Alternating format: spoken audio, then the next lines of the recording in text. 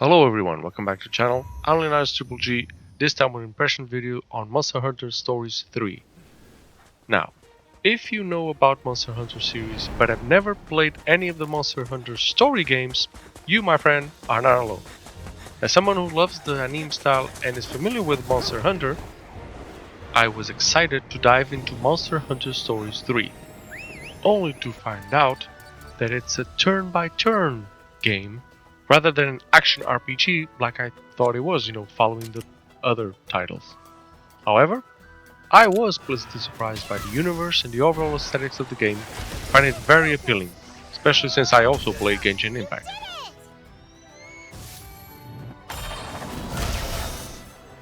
In Monster Hunter Stories 3, you play as Leo, the Prince of Azuria and a member of the Rangers, riders who patrol and explore the kingdom on their trusty monsties. That's what they call the monsters here in this game.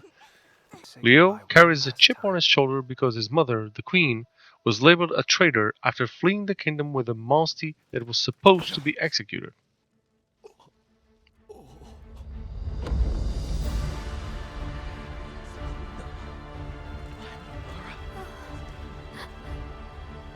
No.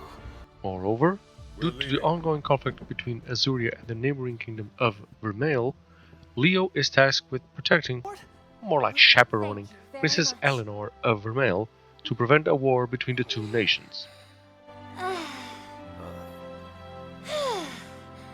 For now, I'm in your care, Prince.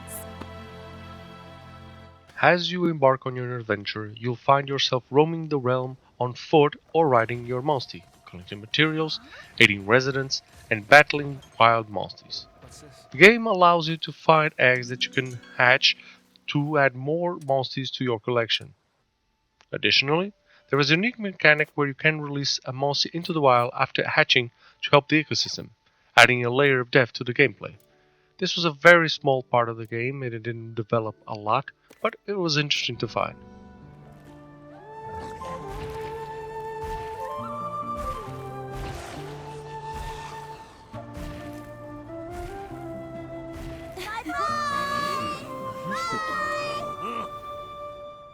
Each monster that you hatch comes with different abilities. Now these can be used in roaming, such as flying or climbing, or in combat, such as elemental strikes like fire or electric.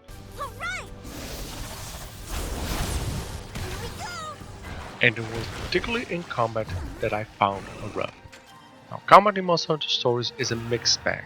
On the positive side, the graphics and animations are impressive, the team attacks and double rushes moves that they do are exhilarating to watch. You ready, Captain? Yeah!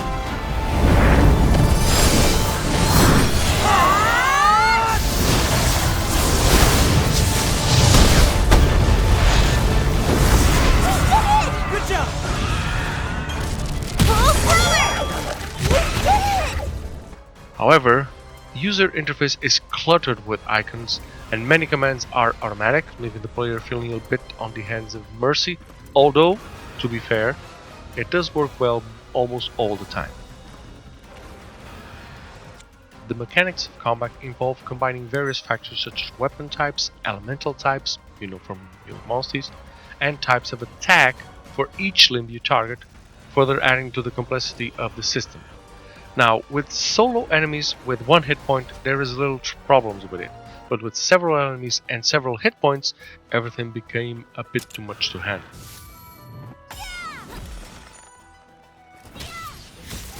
One of the downsides of Monster Hunter Stories is the steep learning curve for new players. The game bombards you with a plethora of information about the world, menus, and mechanics, making it daunting to make sense of it all. Despite being a good game, it is clear that it's more directed towards fans or veteran players who are familiar with the series and can quickly grasp the intricacies of the gameplay. For new players, the overwhelming amount of information may deter them from fully enjoying the experience.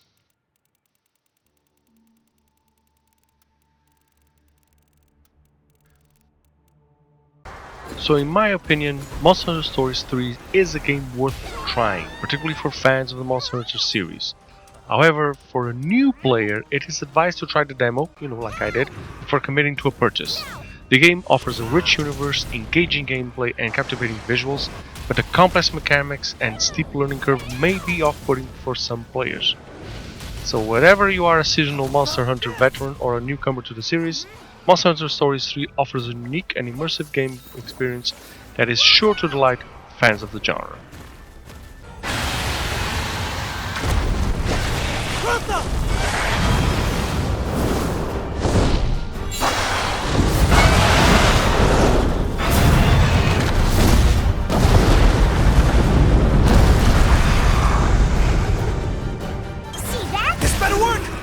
Overall, yeah, I enjoyed the game, but I was kind of taken back by being turn by turn, by not being action, by the amount of information that they already, put in front of you. Me as a new player, I'm a gamer, so I can handle it, but in such a vast universe with so many stuff on the UI and so many things going around, and then you're getting an ambush while you're still running the menu or still trying to figure out something, everything felt a little bit too much for all at the same time. I mean, I've just tried the demo and I took about 6 hours with it, which is because there's a lot of things to do. But yeah, if you're a fan, if you played the ones before, Story 1 or 2, I think you'll fit right in. I think you'll love this game. As a new player who's, only dwelled a little bit in Monster Hunter, maybe you know a little bit of the universe, but you've never actually played any of the games, or maybe you're not just familiar with turn by turn in these parameters, it might be a little bit hard. But if you get engaged in the story, and the story is, interesting enough, I think you'll find it very good.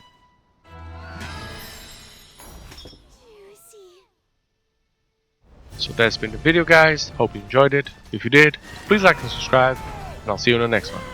Till then, have a great game, guys. A sky scale. It has been many years. Within the beast dwells anger, despair. These feelings poison the great mountain. Through confounding quagmires or across a stormy sea, we'll always find the proper path and guide Meowster to victory! That's my family's oft-repeated motto. Now, right this way! You say luck, but I would call it fate. And it brought me my best friend in the world. We return to Vermeil, and tell those who are homeless and starving to simply wait. Because Ratha is not a weapon! Do what you can to help him. We're counting on you. I can't stand it anymore. I can't afford not to go.